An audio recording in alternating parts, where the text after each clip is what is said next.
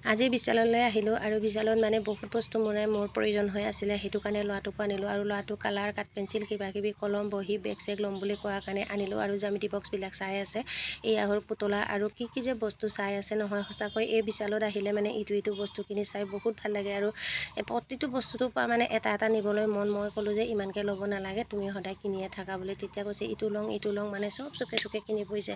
আৰু তাৰ মাজতে মানে টাৱেলকেইটা মানে চাই কিনি মা টাৱেল এখনো লৈ যাওঁ বুলি কৈছে সি।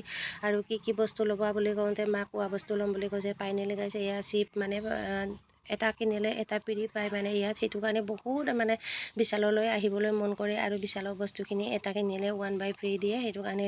আৰু ফাইনেলি গাইজ বিশালৰ পৰা এতিয়া ওলাই গৈ আছোঁ। আৰু ওলাই গৈখিনি ৰিক্সাটো মাতিলোঁ, ৰিক্সাটো মাতি এতিয়া উঠি গ'লোঁ। উঠাৰ পিছতে এয়া ঘৰলৈ আহি আছোঁ আৰু কৈ আছে মা কি ল'লে চাওঁচোন বুলি। আকৌ মানে হেৰিটো তাৰপৰা মৰ্টন মানে খুচুৰা নাই বুলি দিছিলে, মৰ্টনটোৱে ৰিক্সাত খাই লৈছোঁ। আৰু আজিৰ ব্লগটো কেনেকুৱা লাগিছে সকলোৱে লাইক শ্বেয়াৰ কমেণ্ট কৰিব।